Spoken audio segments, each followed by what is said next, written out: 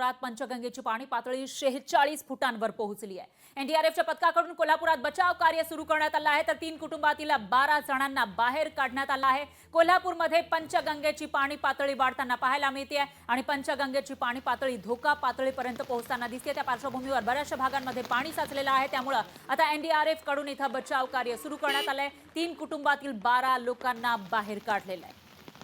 या बचाव कार्याचा आढावा घेतलाय आपले प्रतिनिधी सतेज औंधकर यांनी।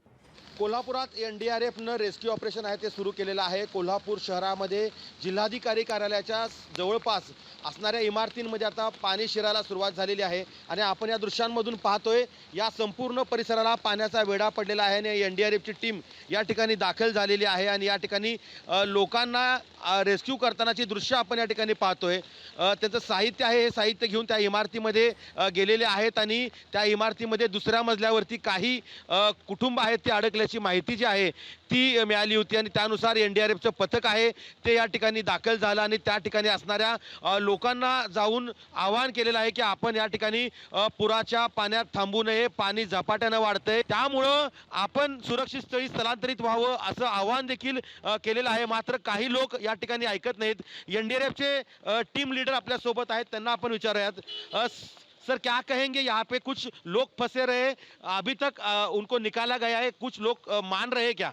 हाँ, यहाँ पर 2 कुटुंब फंसे थे, उनमें से एक निकाल लिए गए हैं, दूसरे भी लगभग निकल चुके हैं। 1-2 लोग बचे हैं, वो वहाँ से दूसरा रूट है उनका, तो वहाँ से वो निकल जाएंगे। बाकी लोगों को से ये कहना ये है कि पानी लगातार बढ़ रहा है और यहाँ जितनी जगह जल्दी हो सके जगह खाली कर देंगे।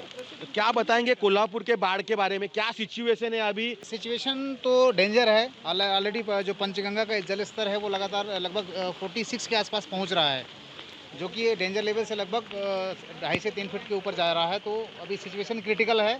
लोग अपना जितनी जल्दी हो सके ऊंचाई वाली जगहों में जाने की कोशिश करें। नक्कीच आपण पाहतोय हे एनडीआरएफचे जवान आहेत, हे या ठिकाणाहून आता लोकांना आवाहन करत, शिवाय काही लोकांना दुसऱ्या मार्गावरून बाहेर काढून या ठिकाणी रेस्क्यू ऑपरेशन आहे ते पूर्ण झालेलं आहे आणि या ठिकाणी आता सध्या पाण्याचा जो लेवल आहे ती वाढताना आपल्याला पाहायला मिळते, त्यामुळं कोल्हापूरची पूरस्थिती अत्यंत गंभीर झाली आहे असं आपल्याला म्हणता येईल। सतेज औंधकर, लोकशाही मराठी, कोल्हापूर। लोकशाही मराठी, ऐका, पहा, जागरूक रहा।